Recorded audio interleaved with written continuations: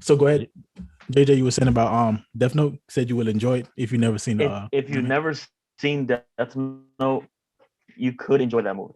If you're not an anime fan and you're just watching the movie, you could enjoy it. There's a possibility. There's a in the realm of it. There is a possibility, but it is pretty bad once you know what Death Note is really about. You know, it just every intelligent back and forth between L and Light is just so much. It's just so diluted compared to the anime. You know, like it falls short every time. But that's because I've watched the anime. Tell the world what happened. Tell the world the truth about Death Note, the anime. What's your secret? No, I haven't finished the end. Yep. Tell them why. Because I read the ending. That's why I read the entire ending, and for some strange reason, I was going for Light.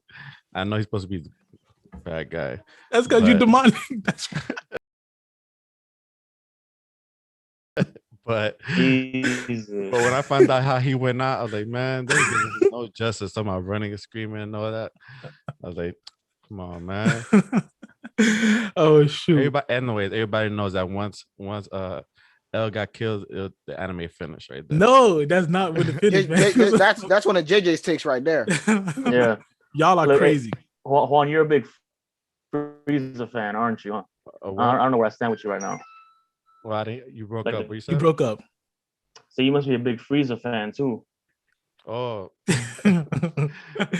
Nah. I mean, there is an argument to be had that Frieza is Dragon Ball Z's best villain, but no, he's the next. Yeah, but at the same time, they for Super to bring him back several times for Super. I mean, come on, out of the whole universe, he couldn't find nobody else. Anime sequels might be the worst sequels of all time. Wait, but it's Super's defense, and I'm curious to see what y'all have to say. Me and Juan, like I know me and Juan, we love what they did. They made it feel more like an anime. What about y'all? Go ahead. We'll start with you, JJ.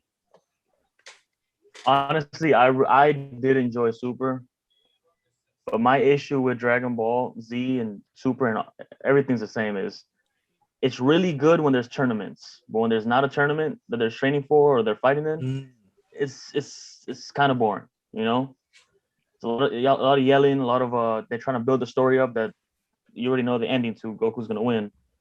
You know, it's just it lacks luster. But when there is a tournament and they give flowers to the other characters like Master Roshi in the tournament or Krillin or people like that, that's when anime, you know, is really a top tier anime. At least that's my take on it. And Super did really well with that tournament of power.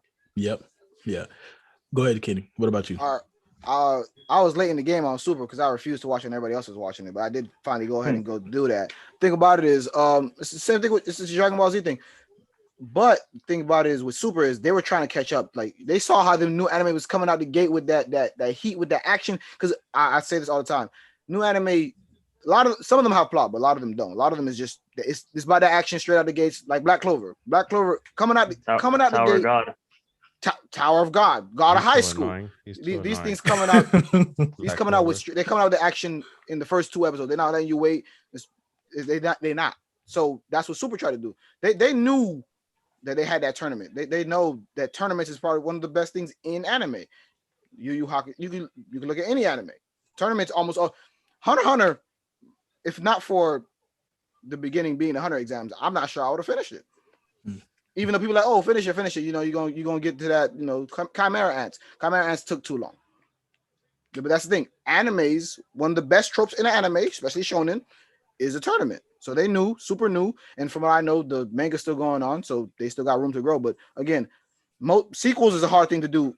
I think they're even harder in anime with all the examples. We keep getting more and more examples.